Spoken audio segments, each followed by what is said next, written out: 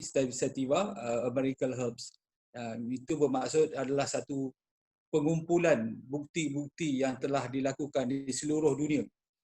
Antaranya lah, banyak sebenarnya yang tak dikompilekan atau disimpan di dalam ni, tetapi sebahagian besarnya ada disebut di sini, dan research ini adalah dilakukan di King Abdul Aziz University Jeddah, Saudi Arabia.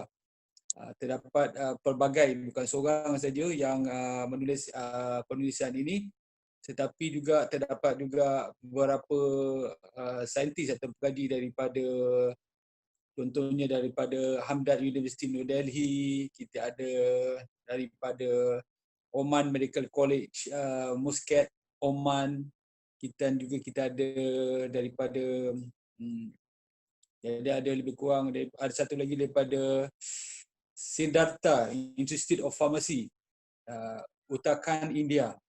Jadi ada beramai yang telah mencari penerbitan jurnal berkaitan dengan kebaikan habatus sauda. Jadi habatus sauda ni bukanlah suatu yang kita cakap tu sebutan saja. Kita bagi habatus sauda bukan yang kita orang cakap tu kita gunakan, tidak ada scientific finding, tidak ada bukti saintifik, tetapi ada. Macam minggu lepas kita dah sebut tentang penggunaannya terhadap sebagai antibakterial. Kalau kita lihat masalah yang berlaku sekarang ni apabila terdapatnya apa yang kita sebut sebagai methicillin resistant Staphylococcus aureus, iaitu di mana jangkitan kuman yang mana antibiotik biasa tidak dapat membunuh kuman tersebut disebabkan terlalu banyak atau terlalu lama menggunakan antibiotik, jadi kuman ini telah resisten terhadap antibiotik yang biasa diberi. Jadi habatus sauda antaranya apabila diberikan, dititikkan pada luka, dia membantu membunuh kuman MRSA yang ini. Jadi dia bukanlah suatu benda yang orang cakap tu tidak ada kajian. Kajian ini dah dilakukan pada tahun 2008 di India, iaitu dan diterbitkan di dalam Journal of Medical Collaboration atau ABAT 2008. Tajuk dia Antibacterial Activity of Nagella sativa Against the Clinical Isolation MRSA. Jadi ini saya rasa adalah suatu kajian yang menarik, yang mana kita boleh gunakan untuk merawat mungkin luka yang lambat baik disebabkan oleh kuman yang resisten terhadap antibiotik. Begitu juga kalau kita gunakan untuk melawan ataupun membunuh kuman kita panggil Helicobacter pylori. Kuman Helicobacter pylori ini adalah kuman yang menyebabkan gastric ulcer. Sebelum ni kita menyangka bahawa banyak mitos yang lama ataupun kajian-kajian lama yang di-review semula, dilihat semula, antaranya dan diperbaiki, antaranya ialah ada yang menyatakan bahawa kononnya berpuasa menyebabkan ataupun tak makan menyebabkan gastric ulcer. Tetapi ini telah dibuktikan adalah tidak benar. Mereka yang berpuasa sebenarnya lebih cepat untuk sembuh disebabkan bila kita berpuasa tidak ada asid yang dikeluarkan dalam perut dan akhirnya perut itu mudah untuk sembuh. Dan para pengkaji pada masa kini mengkaji bahawa terdapat satu kuman yang menyebabkan luka dalam perut, iaitu Helicobacter pylori. Dan habatus sauda yang kita titikkan ke dalam mulut dan perut kosong, kita telan sekali, dia membantu membunuh kuman. Ini adalah suatu yang berbeza dengan sebagai contoh minyak zaitun yang kita makan. Minyak zaitun ni sebenarnya dia adalah menyediakan protective barrier ataupun menyediakan suatu halangan yang mana dipanggil mucin atau lendiran pada permukaan dalam. Jadi asid yang dikeluarkan ataupun kuman yang ada di dalam perut kita ni tidak dapat untuk melukakan permukaan dalam perut kita. Jadi berbeza. Jadi kalau orang yang ada sebagai contoh gastric ulcer, elok mengambil duanya sekali, iaitu minyak zaitun dan juga habatus sauda. Dia sangat membantu dari segi membunuh kuman dan juga meningkatkan perlindungan terhadap permukaan di dalam perut. Kita juga telah menyebut tentang antifungal activity, terutamanya Candida albicans. Candida albicans ni boleh kalau di luaran tu mungkin kita tengok dia ada keputihan pada mulut yang kita telah kongsikan gambarnya pada bulan yang lepas. Kemudian tetapi dia juga boleh menyebabkan keputihan pada lendiran pada wanita yang kita panggil. Dia bukan lendiran biasa yang kita panggil dia Candida albicans ni, dia lah betul-betul putih macam susu yang dah basi dan dia melekit. Dan itu menunjukkan adalah jangkitan fungus. Jangkitan fungus ini boleh juga pergi ke hati, ke limpa dan juga ke ginjal. Yang ini sangat berbahaya. Jadi habatus sauda juga sangat bagus. Jadi bagi mereka yang mempunyai Candida albicans, jangkitan tu boleh mengambil habatus sauda sebagai contoh untuk dititikkan ke dalam mulut. Kita juga telah melihat aktiviti anti parasit. Anti parasit ni maksud dia apa? Ialah sebagai contoh dia adalah apa kita nak sebut cacing. Cacing dalam perut. Jadi bagi mereka yang disyaki mengalami cacing ataupun kecacingan ni, antaranya kanak-kanak lah terutamanya apabila mereka keluar ke rumah bermain tidak memakai kasut di kawasan yang kita panggil endemik cacing ni. Maksud dia kawasan tu memang dah diketahui ada jangkitan cacing. Jadi apabila mereka keluar ni, mereka boleh mendapat jangkitan cacing, sama ada cacing tu masuk ke dalam kulit kaki terus kepada limfatik ataupun masuk ke dalam saluran darah dan pergi ke usus dan juga ke hati. Jadi pengamalan habatus sauda ni bagus juga untuk membunuh cacing di dalam perut. Yang ini telah dibuktikan di dalam satu kajian dalam tahun 2005. Kemudian kita tengok pula aktiviti antioksidan. Antioksidan ni apa yang penting tentang antioksidan ni? Antioksidan boleh menyebabkan NCD. Selalu kita sebut NCD iaitu non-communicable disease. Non-communicable disease ni termasuklah diabetes, hypertension, high cholesterol dan juga sebahagian daripada kanser. Dan juga yang kita sebut sebagai autoimun. Dia sebagai contoh ibu ataupun ayah atau kedua-dua ibu dan ayah mempunyai genetik. Sebagai contoh autoimmune disease. Maksud dia dua-dua ataupun salah seorang mereka mempunyai masalah autoimun. Anak mereka mempunyai risiko untuk mendapatkan penyakit yang sama lebih kurang 25% hingga 50%. Ada anak yang tidak membawa genetik ini. Bagi anak yang membawa genetik ini, apabila mereka berumur terdedah dengan pelbagai pro-oksidan sama ada ultraviolet, pemakanan dan juga bahan-bahan kimia dan juga termasuklah asap-asap kereta dan sebagainya. Yang ini akan mencetuskan autoimmune disease terhadap anak-anak ini. Jadi cara untuk menghalang autoimmune disease ini ialah dengan pengamalan habatus sauda. Yang ini ditulis dalam jurnal Food Biochemistry 2012. Ini semua sebagai dia punya cakap tu ulang kaji yang lepas lah. Dan juga bagaimana habatus sauda membantu merawat pesakit diabetes.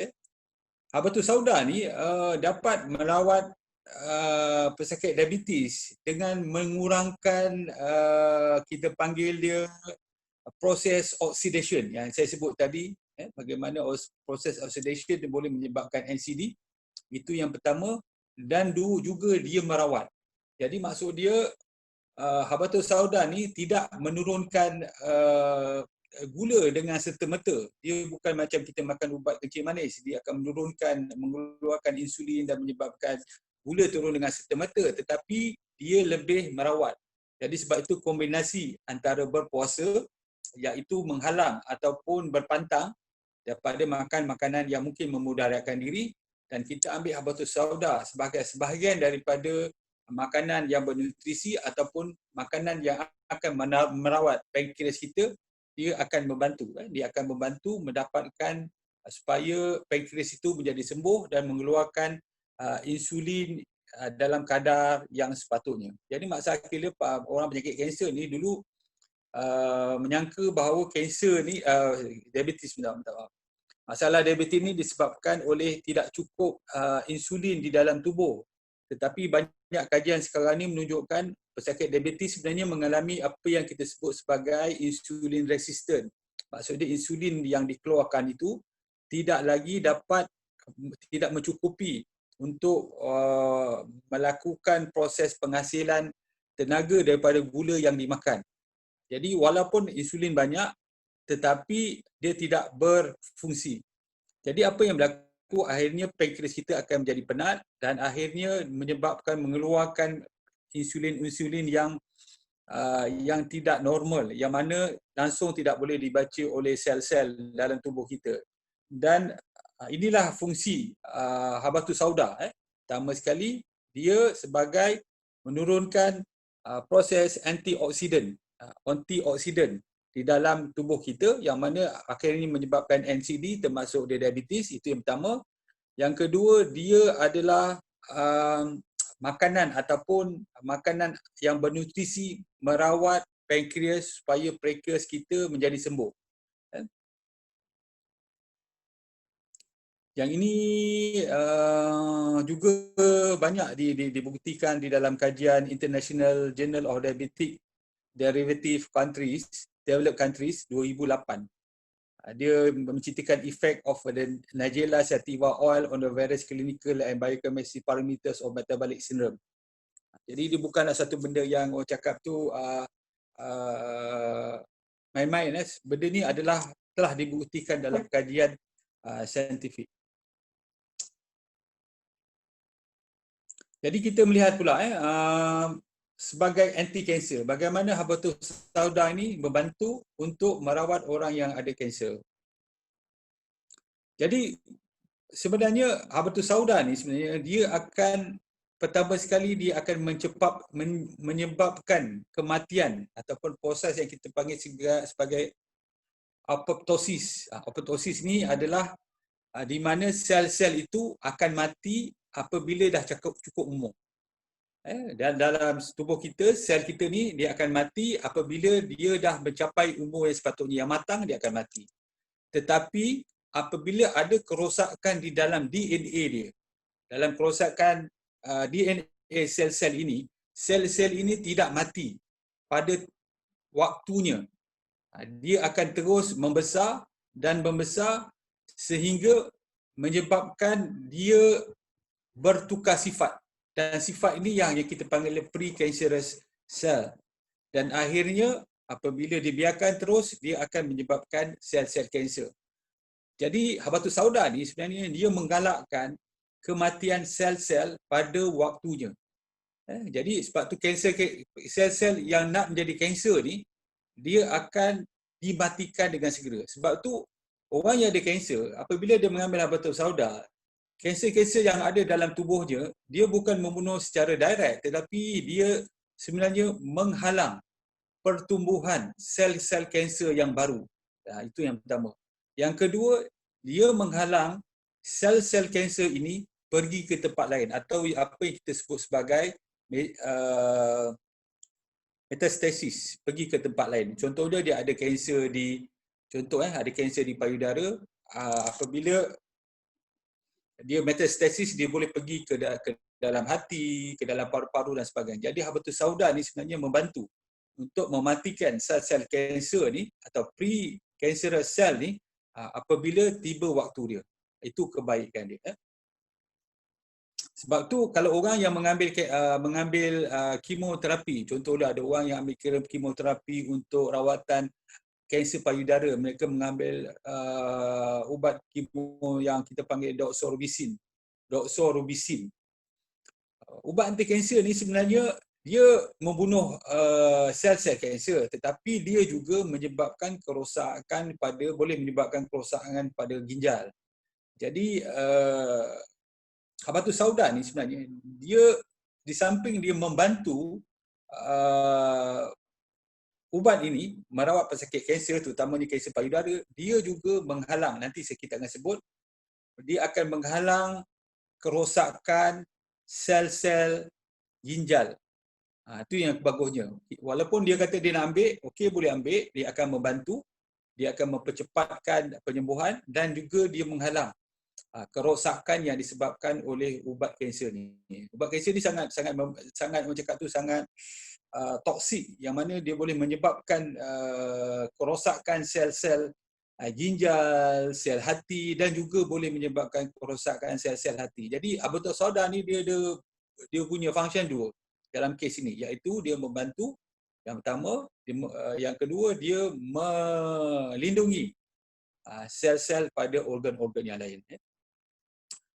Dalam kanser juga dia ada satu keadaan yang kita panggil sebagai angiogenik. Angiogenik ni maksud dia sel-sel ni dia sel-sel kanser ni dia akan merangsangkan juga pertumbuhan saluran darah yang kecil yang boleh yang akan dia sel-sel kanser ni dia sebenarnya mencari makan menggunakan sel-sel darah yang berhampiran.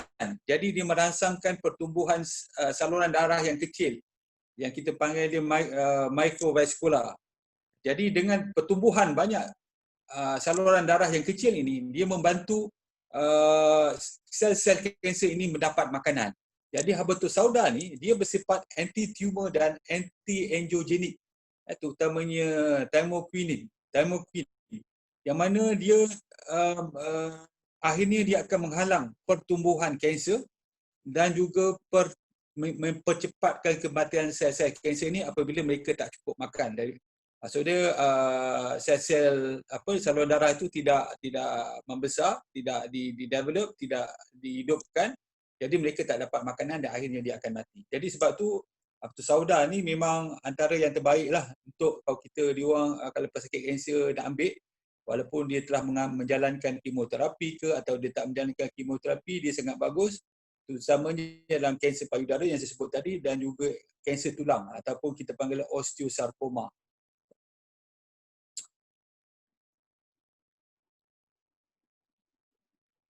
Dalam kanser payudara, kita memang mencadangkanlah. Saya sendiri banyak membaca bahawa tumikinon di dalam habatus sauda dan juga olecanthal di dalam olive oil ni, dia sangat membantu bagi pesakit payudara. Memang kalau kita gabungkan keduanya, sama ada mereka sedang mendapat rawatan kemoterapi ataupun tidak, dia sangat membantu. Daripada saya sebut tadilah, apoptosis dan juga menghalang perkembangan atau pembentukan sel-sel microvascular ni yang akan akhirnya memberikan makanan kepada sel-sel kanser.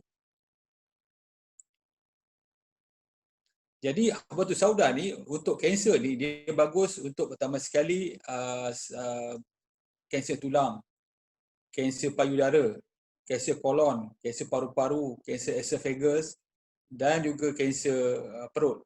Dia sangat bagus, dia memang dah dibuktikan. Dalam kanser-kanser lain, kanser darah dan sebagainya boleh kita cuba, tetapi yang telah terbukti ada lebih kurang 6 tu tadi, iaitu kolon, paru-paru, esophagus, perut, breast cancer dan juga kanser tulang tadi. Kemudian kita nak sebut pula tentang kesan anti-inflammatory dan anti-analgesic. Apa maksud dia? Bengkakkan dan juga mengurangkan rasa sakit.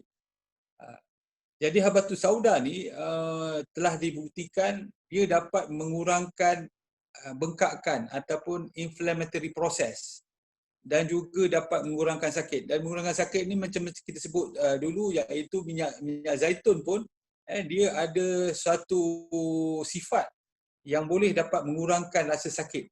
Jadi jika seorang tu sebagai contoh dia mengalami terutama orang yang diabetes, orang yang ada NCD ni, kadang-kadang dia mengalami apa yang kita sebut sebagai inflammatory dalam tu, chronic inflammation dalam tubuh dia. Walaupun sebagai contoh dia punya gula cantik, tekanan darah cantik, kolesterol dah cantik dengan pengawalan dengan makan ubat, tetapi kadang-kadang mereka merasa sakit badan, sakit-sakit sendi, sakit-sakit saraf, rasa macam mencocok-cocok, tengok gula normal, tekanan darah normal, kolesterol normal. Jadi minyak zaitun ni dan juga habatus sauda ni membantu sebab dia bersifat sebagai anti-inflammatory dan juga anti-gesic. Cuma dalam kajian ini dia menyatakan kajian yang pada tahun 2002 ni dia mengatakan bahawa habatus sauda ni tidak mengurangkan demam tetapi dapat mengurangkan keradangan, kebengkakan dan juga rasa sakit. Jadi bagi mereka yang sebagai contoh dah mempunyai masalah NCD yang lama lebih daripada 10 tahun ni, kadang-kadang masalah yang berlaku ialah sakit-sakit badan, sakit saraf, sakit-sakit sendi, badan rasa sakit-sakit, rasa nak baring je. Jadi berikan mereka, cadangkan mereka habatus sauda dan juga minyak zaitun. Kemudian kita tengok pula sebagai contoh dalam immunomodulator activity. Apa pentingnya immunomodulator ni?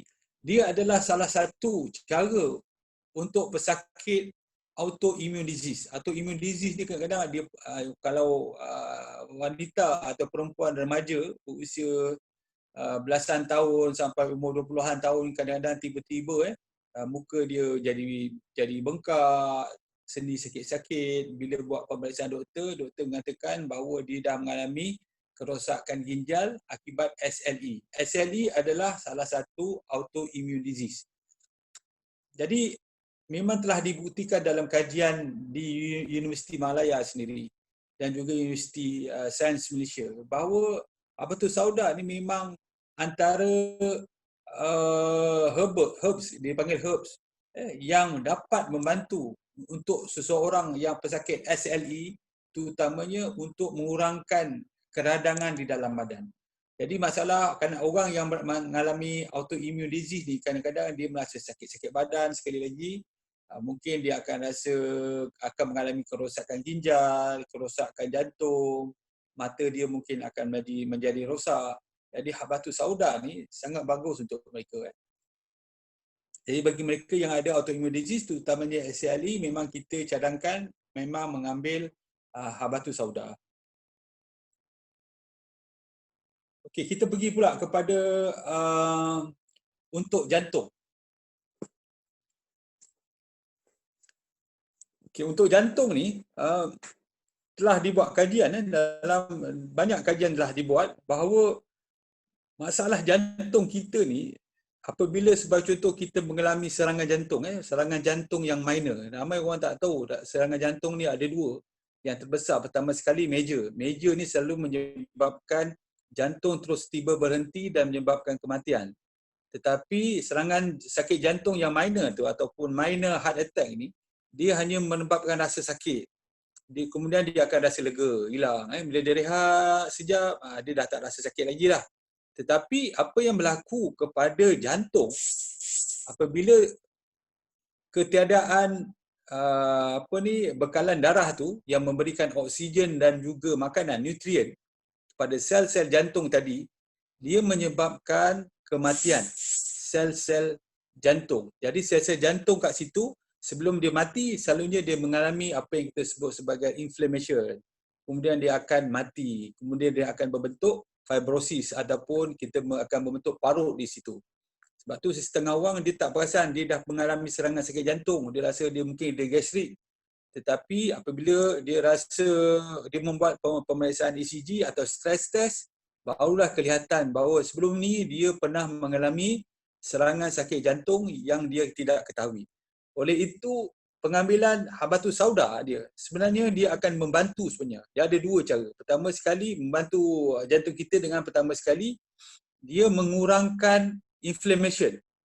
Inflammation reaction, maksud dia apabila ada serangan sakit jantung tadi disebabkan tidak cukup bekalan darah tadi, sel-sel kita mengalami keradangan. Jadi sebelum mereka mengalami kematian dan juga menyebabkan fibrosis tadi, habatus sauda ni dia akan mengurangkan keradangan itu, menyebabkan sel-sel yang tak cukup tadi dia akan dalam bahasa mudah dia hidup balik. Dia dapat hidup balik. Itu yang pertama sekali. Yang kedua, habatus sauda juga dia menghalang ataupun dia membantu dari segi mengurangkan mendakkan kolesterol di dalam pesakit. Kita faham bahawa minyak zaitun terutamanya dia akan mengurangkan tahap kolesterol, dia akan meninggikan kolesterol yang baik HDL, dia akan menurunkan kolesterol yang jahat LDL. Tetapi dia juga dapat mengurangkan anti keradangan. Maksud dia pemendakan kolesterol ini di dalam salur darah. Ini juga dapat dibantu oleh habatus sauda. Sebab habatus sauda sendiri pun dapat mengurangkan proses pemendakan, inflammation, antioksidan. Sebab dia bersifat antioksidan. Ini sehingga menyebabkan jika tidak, dia akan menyebabkan penyumbatan. Jadi inilah kebaikan habatus sauda pada jantung kita. Sebab tu orang yang ada diabetes, hypertension, high cholesterol ni, selain daripada kita mencadangkan pengambilan minyak zaitun, kita juga boleh juga mencadangkan pengambilan habatus sauda ini supaya dapat mengurangkan proses inflammation di dalam salur darah yang menyebabkan pembedakan kolesterol. Seterusnya kita pergi kepada gastroprotective activity. Bagaimana habatus sauda dapat melindungi perut kita. Saya dah sebut tadi, antaranya habatus sauda dia dapat membunuh Helicobacter pylori. Itu nombor satu. Nombor dua, bagaimana dia membantu pesakit kanser ialah dengan cara dia menghalang pengeluaran asid yang berlebihan. Itu yang nombor dua. Dia menghalang. Sekali kalau kita compare dengan minyak zaitun dia juga menyebabkan mucin, pembentukan lendiran yang melindungi permukaan dalam perut. Tetapi habatus sauda mengurangkan pengeluaran asid yang berlebihan. Berlebihan di dalam perut. Jadi dua-dua, dia ada dua. Kalau kita tengok, pertama sekali dia membunuh kuman, Helicobacter pylori. Yang kedua, dia mengurangkan pengeluaran asid yang berlebihan. Sebab tu orang yang ada gastrik juga, memang saya cadangkan pengambilan minyak zaitun dan juga habatus sauda. Dari segi histopatologinya, maksud dia apabila orang tu dah mengalami gastric ulcer, apabila diberikan habatus sauda ni sebenarnya dia secara amnya dia menghalang pembentukan gastric ulcer yang saya sebut tadi lah bagaimana pembentukan dia. Yang kedua, dia menghalang pengeluaran asid di dalam tubuh secara berlebihan. Yang ketiga, dia membantu juga untuk mengeluarkan mucin sebagaimana yang dilakukan oleh minyak zaitun. Jadi banyak kelebihan dia untuk orang yang gastrik. Sebab tu orang gastrik ni terutamanya mereka yang mengalami anxiety disorder. Saya selalu beritahu anxiety, ada orang salah anggap bahawa anxiety disorder bermula dari perut. Bukan. Anxiety disorder ni ialah masalah yang di mana bermulanya kita tidak dapat mengawal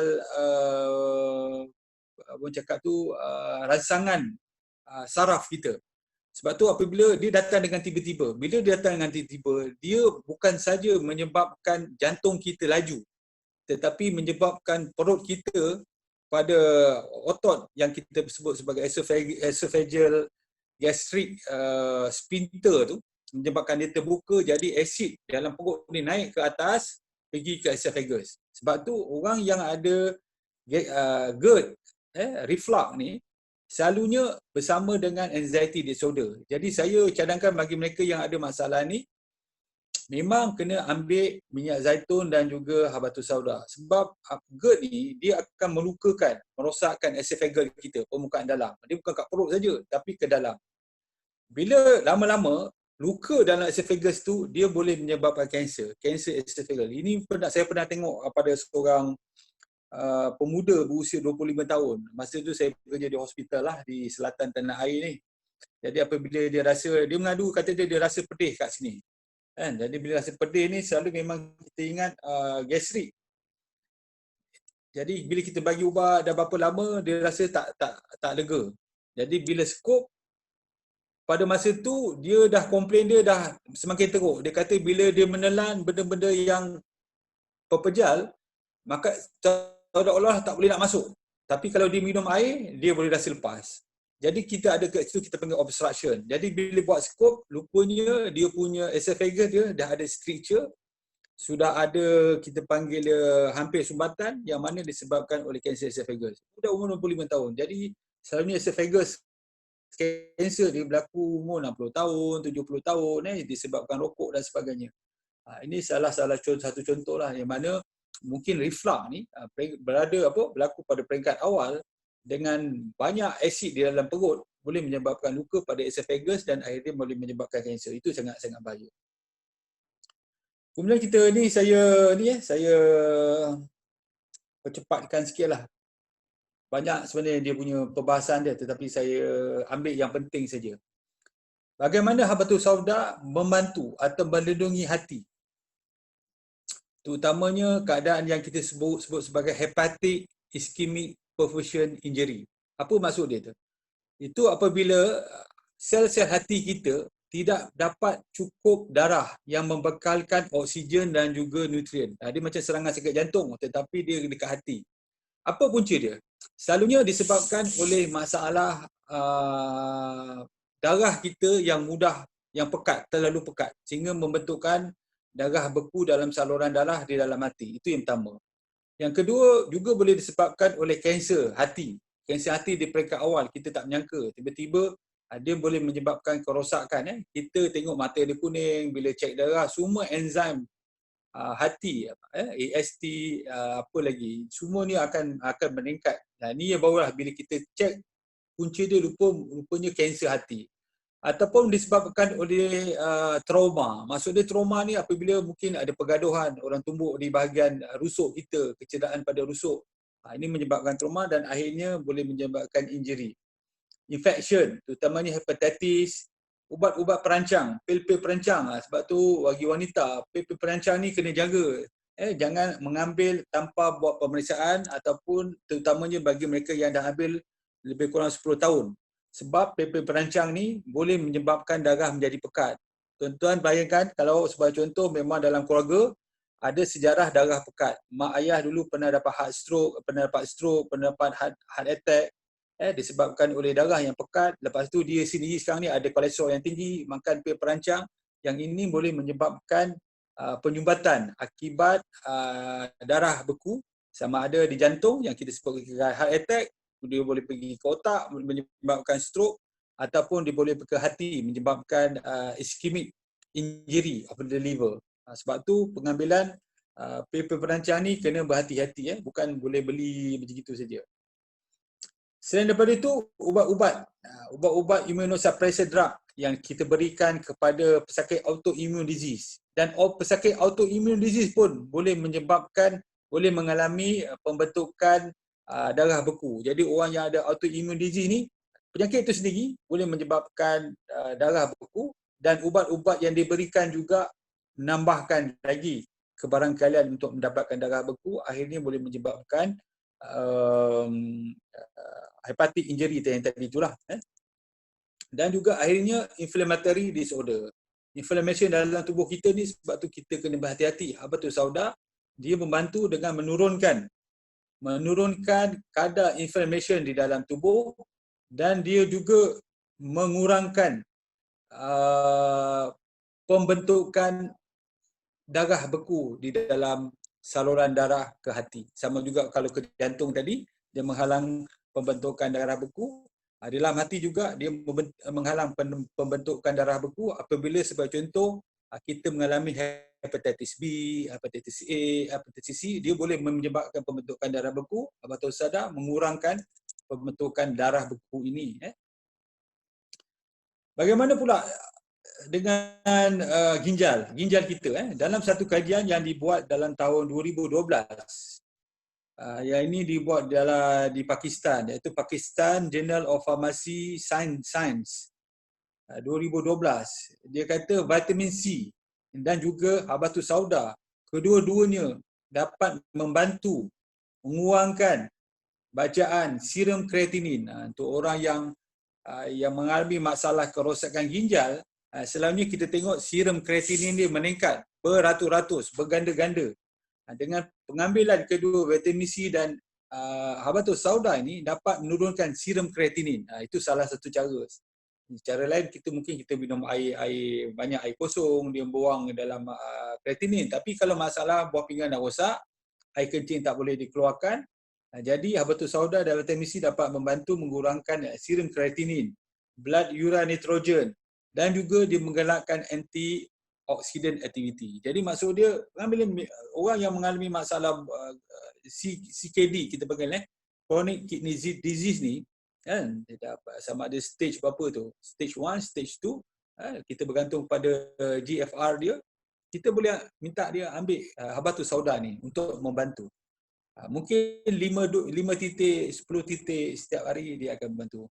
Dia juga membantu kalau kita, bagi orang yang mengambil ubat kemoterapi, untuk kanser, terutamanya kanser ovari, kanser cervix, kanser payudara, kanser pundi kencing,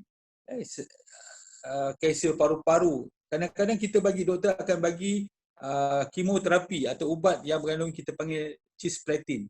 Cisplatin ni memang sangat toksik. Selain dia membunuh sel-sel kanser, dia juga boleh menyebabkan kerosakan pada ginjal. Jadi pengambilan sekali habatus sauda dapat membantu mengurangkan kecederaan pada ginjal. Yang ini kajian dilakukan dalam tahun 2012.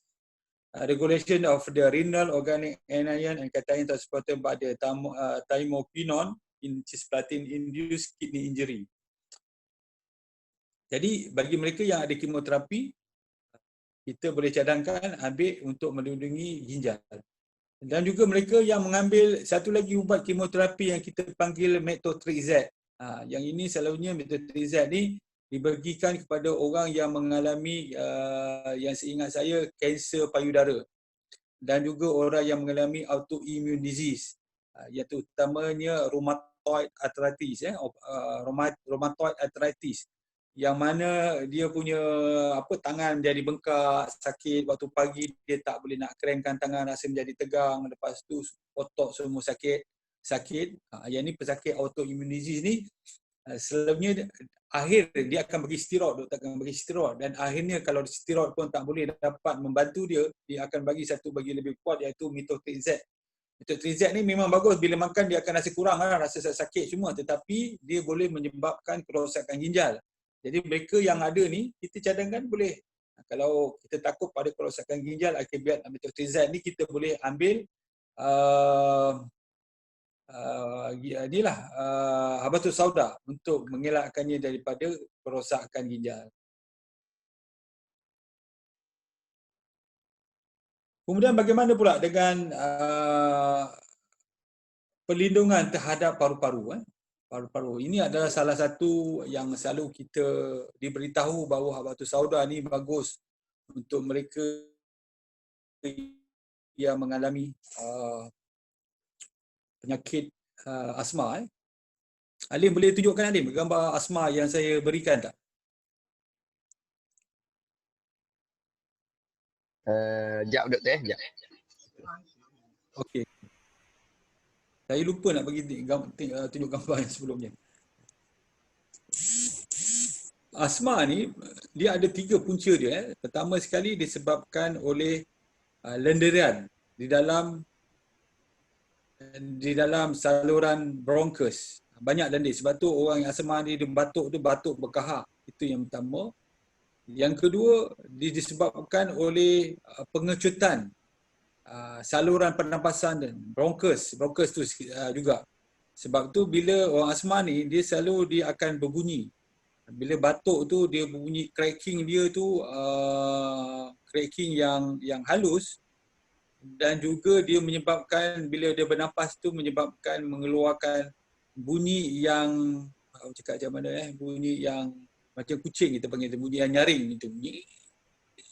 Disebabkan oleh bronchus dia mengecut, dan juga disebabkan oleh banyak lenderinan di dalam saluran bronchus. Jadi habatus sauda ni sebenarnya dia membantu sel-sel yang kita sebut sebagai mucociliary. Kalau tuan-tuan tengok kat situ 2 gambar tu. Pertama sekali gambar yang normal, paru-paru yang normal dengan paru-paru yang asmatik, dia ada 2. Pertama sekali saluran dia menjadi kecil, yang kedua dia akan menjadi bengkakkan, swollen yang kita panggil keradangan ataupun inflammation. dan juga excess mucus, maksud dia terlalu banyak lendiran di situ. Jadi habatus sauda ni sebenarnya dia membantu membuang lendiran di situ ataupun mucus kat situ dengan cara meningkatkan aktiviti. Dia ada satu sel di sepanjang saluran pernafasan kita. Dia akan meningkatkan mucociliary clearance ataupun aktiviti. Jadi bila kita ambil habatus sauda, dengan cara pertama sekali dia akan membuang semua lendiran. Lendiran ni kalau dia tak buang, dia akan berada di situ saja. Jadi susah untuk orang yang ada asma ni. Cuma bila pergi klinik, doktor akan bagi ubat lah. Tapi ubat tu hanya untuk bronchodilator. Dan juga dia mencairkan kahak, kita panggil dia. Kadang-kadang kita bagi steroid untuk mencairkan kahak. Tetapi habatus sauda ni, dia merangsangkan aktiviti mucociliary. Maksud dia membuangkan lendiran di dalam trakea tu. Jadi menyebabkan lendiran tu boleh dikahak dan dikeluarkan. Yang ini sebenarnya sangat membantu. Dan juga dia pun membantu untuk menghalang proses inflammation.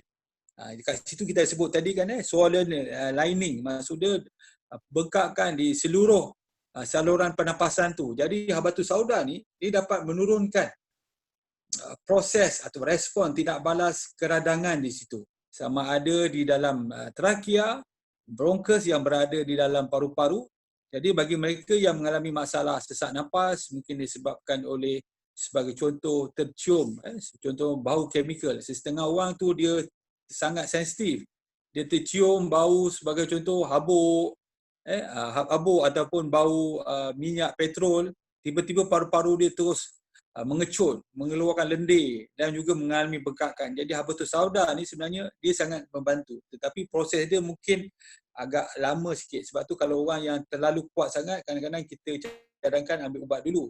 Tetapi ada juga orang cakap tu kajian yang menunjukkan habatus sauda ni sangat membantu mengurangkan kerosakan pada paru-paru dan juga bronchus. Sebab dan kajian juga yang dibuat bahawa habatus sauda ni juga dapat mengurangkan simptom. Ni kajian ni dibuat dalam Fundamental Clinical Pharmacology 2007. Tajuk kajian ni The Possible Prophylactic Effect of the Nigella sativa Seed Extract in Asthmatic Patient. Jadi orang yang ada asma ni kadang-kadang kita tengok dia susah bernapas, paru-paru terasa ketat, pernafasan berbunyi, lepas tu susah untuk tidur, lepas tu bila batuk tu batuk banyak berkahak. Jadi pemberian kalau sebagai contoh ada seorang tu mengalami masalah asmatik yang terlalu kerap. Maksudnya dalam seminggu lebih daripada 2 kali mengalami asmatik. Asyik-asyik pergi klinik, ambil gas, lepas tu lega, lepas tu datang balik. Jadi dia punya, kita panggil dia asthmatic attack tu terlalu kerap. Jadi dengan pemberian habatus sauda selama 3 bulan, sehingga 3 bulan, secara perlahan-lahan penggunaan ubat-ubatan ini dapat dikurangkan. Ubat-ubatan apa? Sebagai contohnya dibagi oral steroid, thiophyllene dan juga beta agonis dan inhaler dapat dikurangkan dengan pemberian. Sebab tu kena sabar, sebab benda ni kena perlahan, sebab dia habatus sauda ni dia adalah komponen yang kita panggil komponen yang am. Lepas tu kita ada ekstrak tamokinon. Kalau kita bagi tamokinon sahaja mungkin dia punya kesan lebih cepat. Tetapi kalau kita gunakan habatus sauda dalam yang kita ekstrak secara aqueous melalui air tu, mungkin dia punya kadar respon tu perlahan sebab dia cair berbanding dengan tamokinon extraction. Jadi sebab tu bila kita bagi tu kadang-kadang kena sabarlah. Selalunya dalam kajian ni kata dia 3 bulan memang nampak perubahan yang nyata. Dan juga habatus sauda ni macam saya sebut tadi, dia mengurangkan bronchoconstriction dalam saluran tadi tu, saluran pernafasan tadi dia ada menyebabkan kita panggil constriction dekat situ. Jadi memang telah terbukti bahawa pengambilan habatus sauda dia dapat mengembangkan balik saluran bronchus. Yang seterusnya adalah terhadap yang ni dah Lin, yang asma ni dah. terhadap testikula. Maksud apa testikula? Testikula ni terutamanya bagi mereka yang mengalami masalah sperma yang tidak berkualiti. So, sperma yang tidak berkualiti ni akhirnya akan menyebabkan masalah kesuburan ataupun tidak menyebabkan isteri hamil. Sebab tu apabila sekarang ni selepas tahun kahwin, tinggal bersama dan juga tidak menggunakan sebarang alat perancang, dia ada 3 kriteria. Setahun dah kahwin, lepas tu dia duduk bersama, maksud dia bukan PJJ. Ada orang duduk KL, duduk Kota Baru, sesekali jumpa, itu tak termasuk dalam kriteria tu. Duduk bersama dan juga dia memang tidak pakai apa-apa alat perancang. Yang itu apabila masih lagi tidak hamil, itu dikatakan mengalami masalah kesuburannya. Selalu yang kita buat kajian, 30% disebabkan oleh lelaki, 30% disebabkan oleh wanita, 30% lagi disebabkan oleh lelaki dan wanita, 10% lagi tidak diketahui. Jadi masalah lelaki ni kualiti sperma yang tidak yang tidak baguslah maksud dia. Pertama sekali adalah bilangan sperma dia. Kalau buat pemeriksaan air mani tu di klinik kesuburan, kita tengok dia punya bilangan sperma dia kurang. Pertama. Yang kedua, kadar renangan dia, sperma yang berenang pun kurang. Yang ketiganya adalah kita tengok dia punya morfologi ataupun kita tengok bentuk dia. Selalunya bentuk dia ada kepala dan ekor. Kadang-kadang ada yang kepala 2, 1 ekor, ada yang 1 kepala 2 ekor, lepas tu berenang berpusing-pusing kan. Patutnya pergi ke depan, dia berenang berpusing-pusing.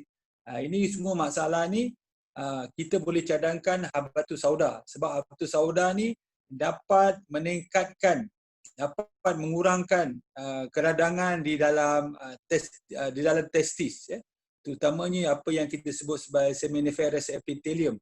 Yang ni akan membantu kesuburan bagi lelaki. Jadi selain daripada ambil tongkat ali tu, bolehlah bagi habatus sauda untuk mereka ni. Dan yang seterusnya, masalah yang kita sebut sebagai neurological. Bagi orang yang mengalami masalah anak-anak yang susah menghafal, susah mengingat, susah menghafal, habatus sauda dapat membantu. Dan juga mereka yang mengalami masalah selalu kerisauan, tidak ada hal, tidak ada apa-apa, dia risau je, terisau masa depan, hati tak tenang. Habatus sauda ni sangat membantu sebab habatus sauda ni sebenarnya dia akan meningkatkan serotonin di dalam tubuh kita. Ini dia punya explanation panjang lah, tetapi saya membuat ringkasan bahawa habatus sauda dapat meningkatkan hormon serotonin di dalam tubuh. Bagaimana dia apa kegunaan serotonin? Dia akan menstabilkan mood kita, rasa segar kita, rasa seronok kita. Sebab setengah orang dia mengalami rasa selalu risau, selalu tak seronok kan. Kalau ada majlis keramaian, orang semua ketawa, dia diam, dia tak rasa seronok. Orang lain seronok, contoh, dia tak rasa seronok, dia rasa macam ada je yang tak betul dan sebagainya. Yang ini disebabkan oleh masalah mood ni, kadang-kadang habatus sauda ni dapat membantu. Dan yang terakhir mungkin saya sebut, iaitu yang ke-15, bagi mereka yang mengalami ataupun anak-anak yang mengalami convulsion ataupun convulsion ni kita panggil convulsion ni convulsion Allah Akbar. Convulsion ni macam dia mengalami convulsion, saya cari makna dia. Convulsion ni adalah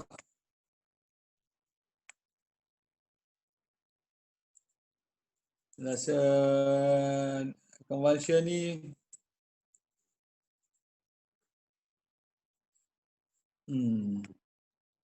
dia macam menggigil tu. Apa panggil convulsion? Apa nak sebut?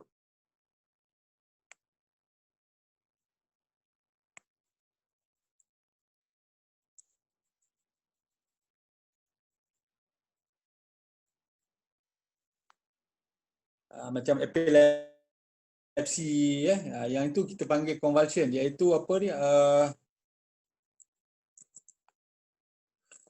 tak dapat convulsion, dia menyebabkan masalah epilepsi lah, senang bagi mereka yang ada masalah epilepsi tu tahulah masalahnya.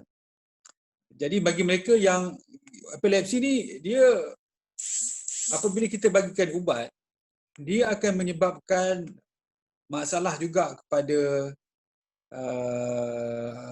masalah juga kepada kita punya otak kita. Sebab tu orang yang makan ubat epilepsi ni, dia otak dia tak aktif. Maksud dia kalau kita bagi kira-kira, kita bandingkan orang yang tak makan ubat dengan orang makan ubat, orang yang tak makan ubat ni otak dia lebih cepat menangkap, membuat keputusan, respon.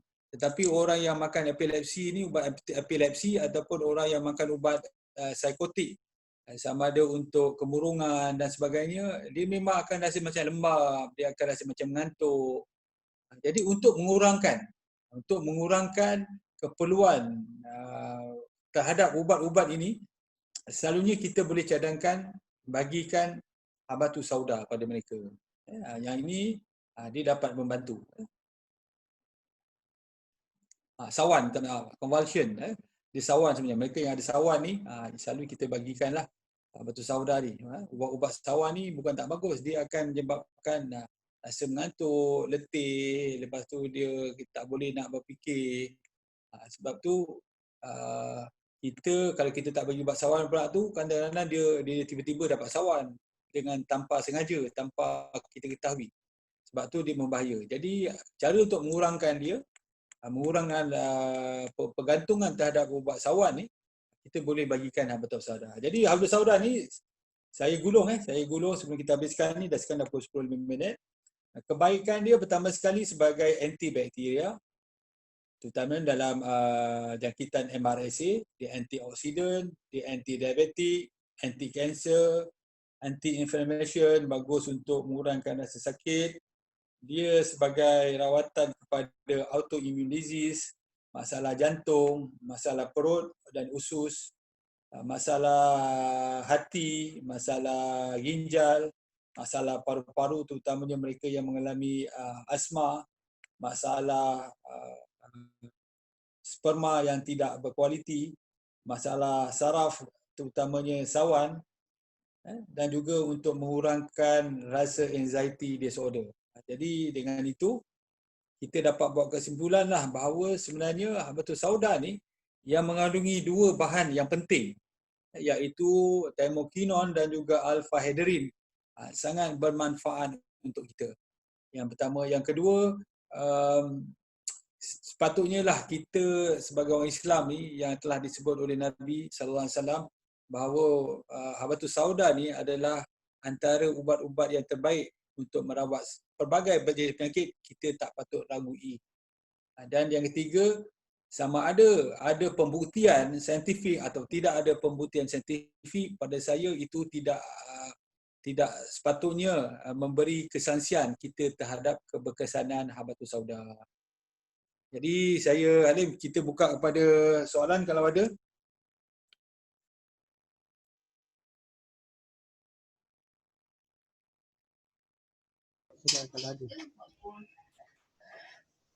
Okey, ada apa-apa soalan ke?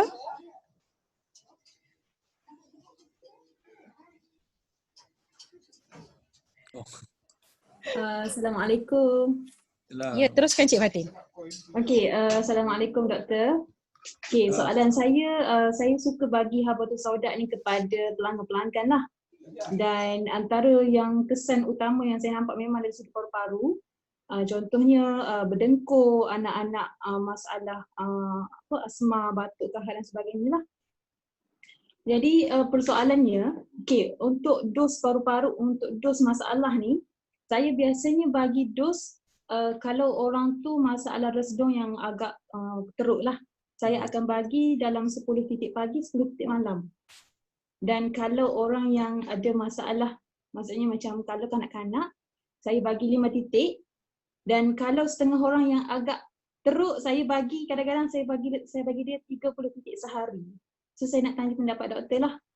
apakah cadangan pengambilan yang baguslah untuk masalah orang yang masalah berlainan dari sudut. Kalau diikutkan poin-poin doktor malam ni, macam mana pengambilan yang paling, orang kata kalau paling banyak tu berapa dos dia. Lepas tu soalan kedua, ada seorang doktor, dia bagi tahu saya, kalau kita ada demam, dia tak benarkan untuk kita ambil habatus sauda. Sebab dia kata demam tu makin teruk. Dia kata boleh ambil minyak zaitun tapi habatus sauda tak boleh ambil lah. So saya nak tanya juga pendapat doktor, untuk orang demam sebenarnya, kalau boleh ambil, maksudnya ambil sedikit sahaja tu macam mana? Itu sahaja doktor. Terima kasih Fatin. Betul baru Betul. Okay, pertama sekali tentang resdung ni. Resdung ni saya sebut sikit lah. Masalah nak rawatan sedung ni, pertama sekali kita kena tahu apa punca dia selalunya. Selalu menyebabkan selalunya orang ada dia punya faktor-faktor menyebabkan resdung. Kalau macam saya sendiri, antara faktor yang menyebabkan resdung, bila saya check in dekat hotel tu, check hotel tu pula tu, lepas ada orang isap rokok, dia dah check out, kita masuk, lepas tu dia tak bersihkan bilik tu dengan betul, saya memang akan mengalami resdung lah, resdung yang teruk untuk beberapa hari sampai bila saya bersin, dia akan keluar ketulan-ketulan lendir yang berwarna hijau. Lepas tu akan rasa demam, itu dah teruk sekali dah tu. Lepas tu sakit kepala, badan letih dan sebagainya. Jadi masalahnya ialah resdung ni antaranya ialah lendiran di dalam kita punya maxillary sinus dan juga bahagian hidung ni, dia susah nak keluar. Selagi dia tak dibersihkan, selalunya kita cadangkan ambil air, sedut, kita kembus, ataupun kita boleh bagikan dia essential oil. Sebagai contoh, kita bagi mints, letakkan dalam air panas, kita tutupkan kepala dengan tuala. Jadi mints tu akan masuk kat muka kita, ataupun air panas biasa pun, ada wap dia tu kita sedut, dia akan menggalakkan mucociliary activity. Maksud dia dalam kita ni punya sinus, maxillary sinus dia akan perlahan-lahan mengeluarkan kahak. Jadi mengeluarkan kahak tu adalah bagus. Sebab tu kalau kita pergi kepada rawatan resdung, kadang-kadang dia bagi satu ubat yang mana dia akan keluarkan semua lendir-lendiran kan. Itu sebagai salah satu untuk mencuci. Jadi habatus sauda ni memang terbukti dia membantu untuk meningkatkan mucociliary activity. Jadi memang bagus. Tidak ada orang cakap tu persoalan untuk resdung ni. Cuma dos. Dos ni kadang-kadang masalahnya ialah sama ada dia cair ke, dia pekat ke. Macam saya cakap di awal kelas waktu itu, yang masalah habatus sauda ni dia ada dua adu bahan yang orang cakap tu yang aktif, iaitu yang kita panggil sebagai hydroquinone dan juga alpha hedrin.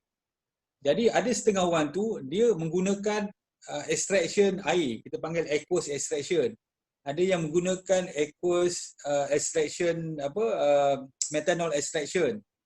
Tetapi methanol extraction ni dia adalah alkohol. Walaupun extraction dia bagus, banyak kita kenol di dalam dia punya preparation tu, tetapi dia mengalami, kita kena keluarkan metanol di dalam tu, dia mengalami proses chemical lagi sekali. Jadi sebab tu antaranya ialah aqueous extraction ni, macam kita rebus habatus sauda. Setengah orang tu nak dapatkan minyak habatus sauda ni, cara dia ambil habatus sauda ni 1 kilo. Lepas tu dia masuk dalam periuk. Periuk tu dia kena letakkan air tu 2 kali ganda daripada tinggi habatus sauda yang dimasukkan tu. Buka api perlahan sampai rendah. Lepas tu dia tapis baru keluar minyak. Tetapi kena faham bahawa hydroquinone di dalamnya mungkin rendah. Jadi maksud dia dos yang kita kena ambil tu dia kena tinggi sikit. Maksudnya saya perbandingan antara habatus sauda olive house ni, dia pada saya lah dia tidak terlalu kuat. Sebab apa? Kalau terlalu kuat orang tak boleh nak telan. Setengah orang tu letak kat titik kalau kita bandingkan dengan produk-produk yang lain, letak kat titik dia dah bercakap perit, tak boleh nak kita telan. Habatus sauda ni betul. Yang ni saya setuju doktor, sebab kadang-kadang ada habatus sauda tu yang macam terlalu pedas. Betul. Yang itulah yang menyebabkan kadang kita tak boleh nak amalkan. Kalau nak amalkan terpaksa masuk air. Tetapi yang olive house ni dia dah bagus dah. Cuma saya memang setujulah pengambilan kanak-kanak 5 titik pagi dan petang, bergantung pada keterokan dia atau severity dia. Kalau teruk sangat, boleh galakkan 2 atau 3. Sebab Habbatus Sauda ni selalunya tidak ada kita panggil toxicity dalam jangka masa yang terdekat. Saya dah baca banyak jurnal, dia kata kadar toxicity bagi Habbatus Sauda ni jarang berlaku. Kecuali kalau kita ambil kepekatan yang tinggi lebih daripada 3 bulan. 3 bulan sebab tu setengah kawan-kawan saya dia kata jangan ambil lebih daripada 3 bulan. Ya kita faham, tapi disebabkan oleh kepekatan dia terlalu tinggi. Tapi yang Olive House ni, dia kepekatan dia sederhana. Kanak-kanak 5 titik, orang dewasa 10 titik, bergantung pada dia punya teruk dia. Sama ada boleh 2 kali sehari, 3 kali sehari. Itu batin. Itu soalan Ada soalan lagi yang mana tadi satu lagi?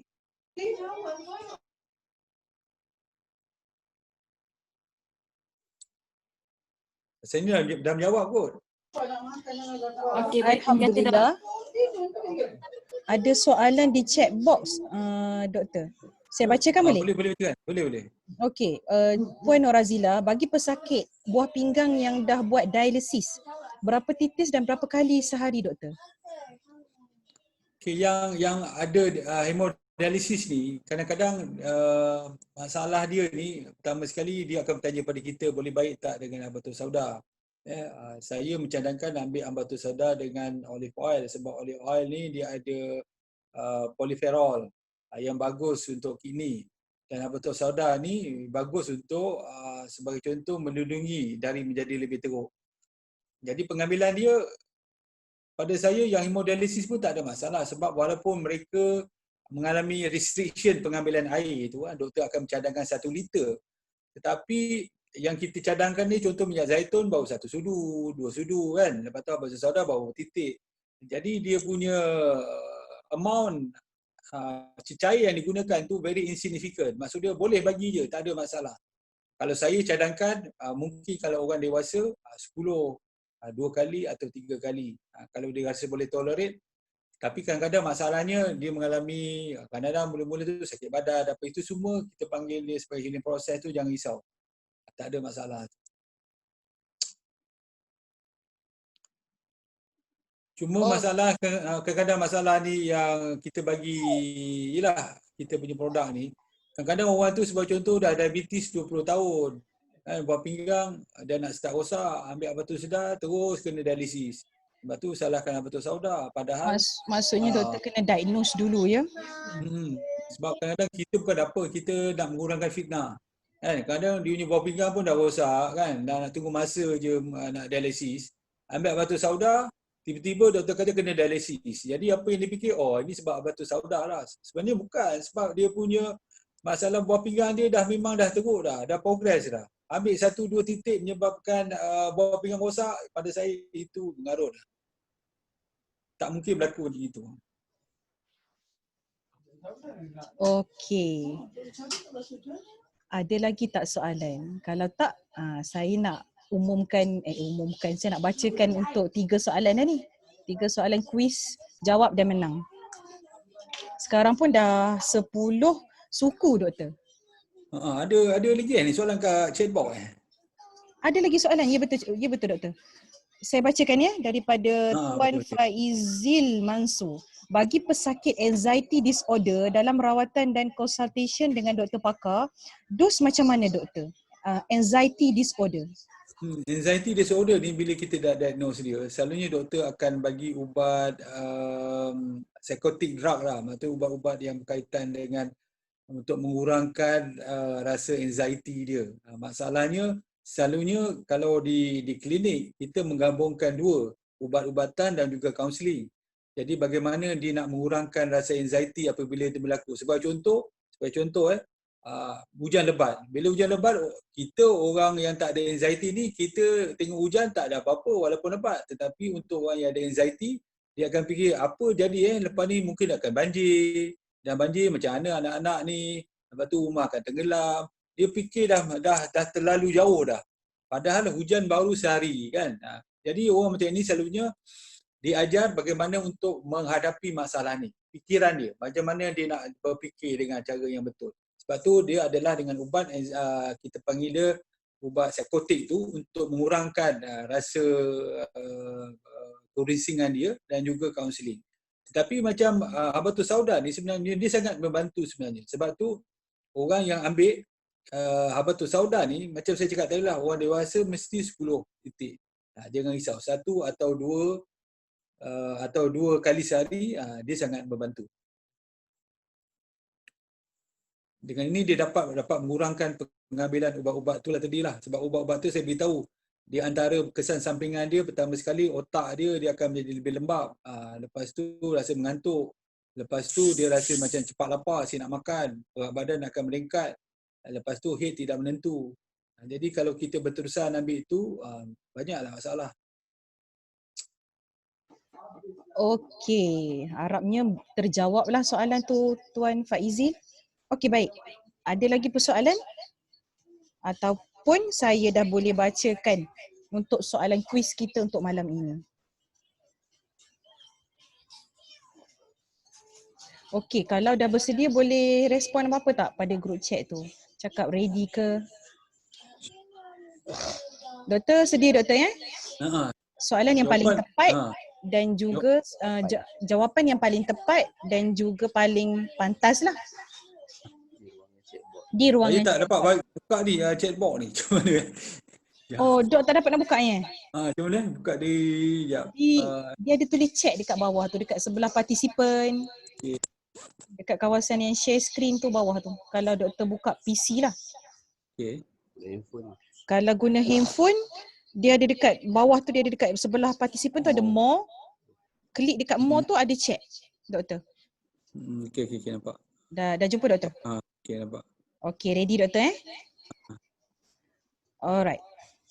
Saya bacakan soalan yang pertama. Okay, masing-masing tengok nota. Siapa yang dah boleh masuk cepat tu, dia boleh jawab terus type. Okay, soalan yang pertama. Bagaimanakah minyak habatus sauda membantu pesakit diabetes? Saya ulang. Bagaimanakah minyak habatus sauda membantu pesakit diabetes? Dia ada 2 cara tu.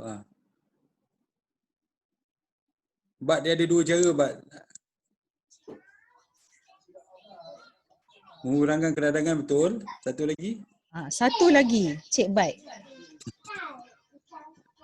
Yang lain-lain tu kalau ada, boleh type.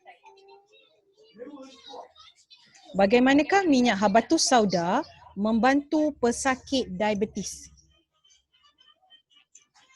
Saya rasa Puan Norazila ni dah jawab. Membantu mengurangkan keradangan sebenarnya, dan juga yang kedua dia merawat pankreas. Betul. Merawat pankreas. Jadi kita dah ada pemenang. Sekejap saya catat Puan Norazilah Muhammad. Baik, soalan kedua. Okey, masing-masing sedia? Boleh cuba je jawab, tak ada masalah. Okey, bagaimanakah minyak habatus sauda membantu pesakit gastric ulcer? Bagaimanakah minyak habatus sauda membantu pesakit gastric ulcer? Tadi ada dah doktor cakap tadi? Itu pun 2 cara. Juga doktor nak.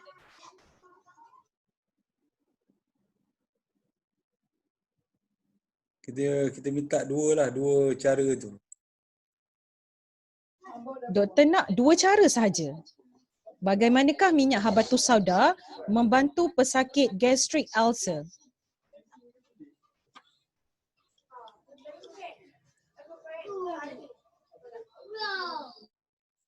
Okey, satu lagi dah keluar tu. Doktor nak 2 ya?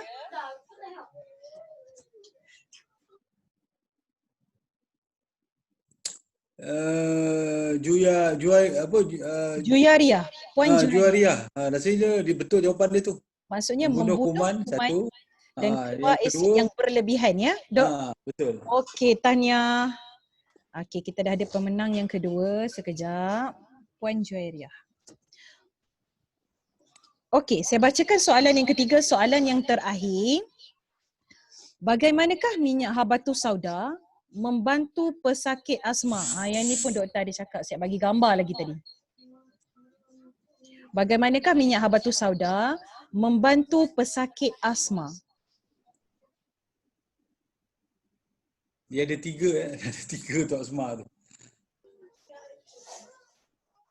Doktor nak berapa doktor? 3. 3. Kali ni Kita banyak ada. sikit doktor nak. Bagaimanakah minyak habatus sauda membantu pesakit asma?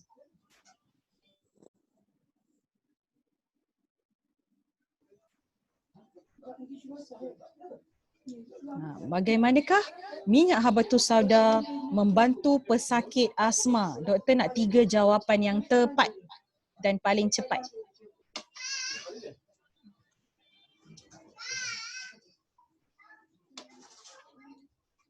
Pak Nasnah ni dia last kali tu dia tak betul tu. Dia ayat tu kena, perkataan tu kena perbaiki tu. Ada sedikit kesilapan tu. Boleh lagi baiki tu. Ha, Sikit lagi doktor kata. sama juga dengan Faizil. Sama juga dengan tadi Tuan Faizil tu. Sedikit lagi nak tepat.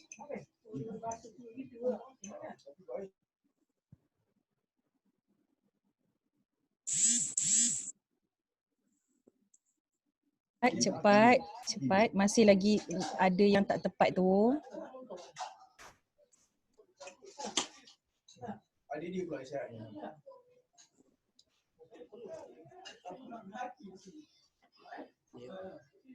Saya.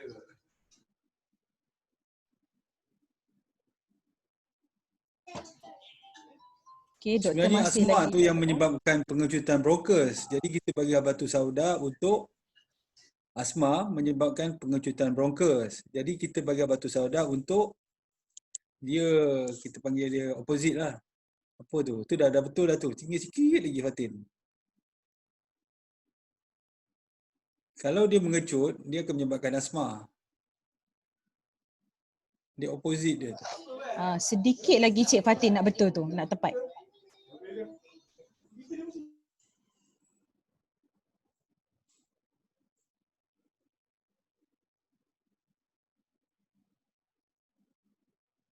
Okey, macam mana doktor? Mengembang. Macam mana? Meluaskan, okeylah. Pertama sekali dia membuang lendiran melalui Membuang lendiran. mucociliary Okey. mucociliary. Yang kedua dia menghalang proses keradangan, inflammation. Dah betul. Yang Okey. ketiga dia membantu mengembangkan. Tu dah betul dah. Okey, dah betulkan dah tu. Okey, tahniah Cik Fatin Atifah, pemenang ketiga kita. Okey, sebelum tu jangan lagi keluar. Kita ada sesi bergambar sekejap ya. Setiap negeri ada seorang wakil. Alhamdulillah. Ya betul, setiap negeri ada seorang wakil pemenang. Tahniah. Kali ni adil dan saksama. Okey. Kita ambil gambar? Okey. Mohon siapa yang tu boleh tolong bukakan video. Kita ambil gambar bersama.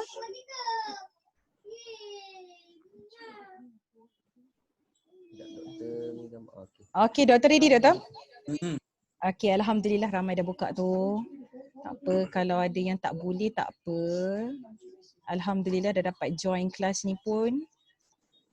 Banyak dah dapat manfaat. Okey, sekejap saya kira. Okey, masuklah sikit. Okey. Ready? Okey, 1, 2, 3.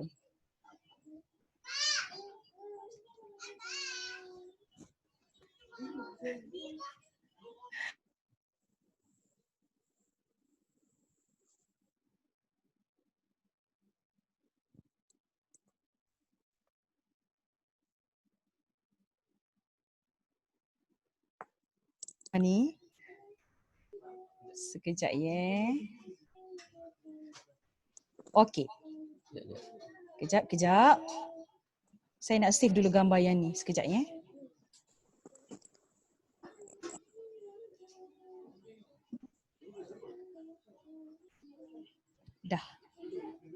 Dah.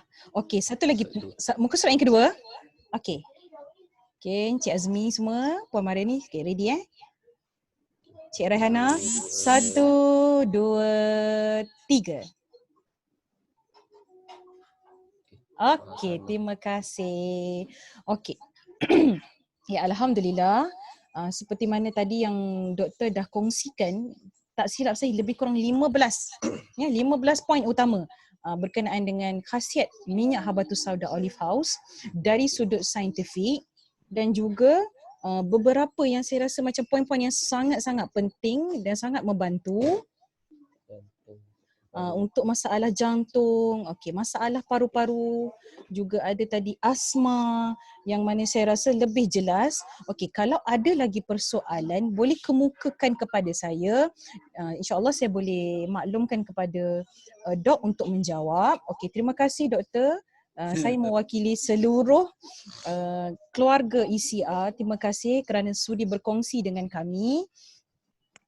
InsyaAllah untuk kelas yang seterusnya saya akan maklumkan semula, dan jika ada topik-topik yang menarik bolehlah maklum kepada kami. InsyaAllah kami akan cuba untuk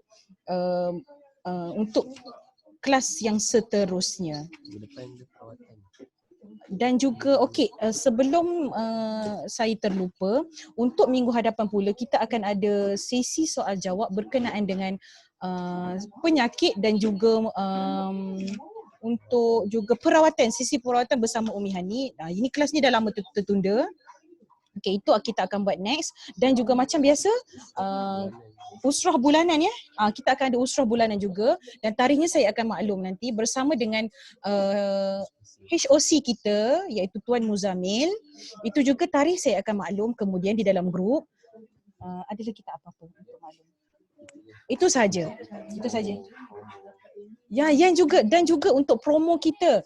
Saya harap promo kita kan kita dah ada poster tu yang mana pembelian 2 botol kita akan dapat face mask eksklusif daripada East Coast ECR, dan juga car perfume. Itu jangan lupa untuk tu, dan juga OP challenge kita. Wakil daripada ECR masih ada seorang ke dua? Baru seorang. Dan sekurang-kurangnya 15 karton untuk melayakkan OP challenge. OP challenge tu. Kalau untuk maklumat lanjut boleh boleh hubungi pejabat branch masing-masing. Okey, saya rasa sampai di sini saja. Okey, kita tutup dulu majlis kita dengan bacaan tasbih kifarah dan surah Wal-As.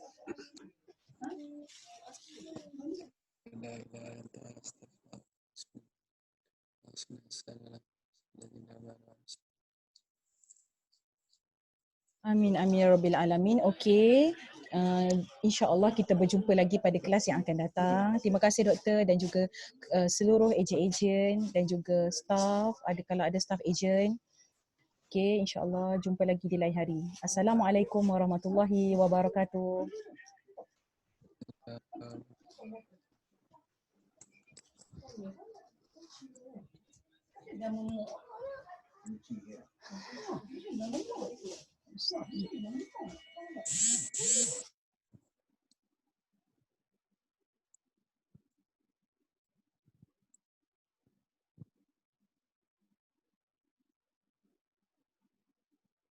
Ni nak keluar ni.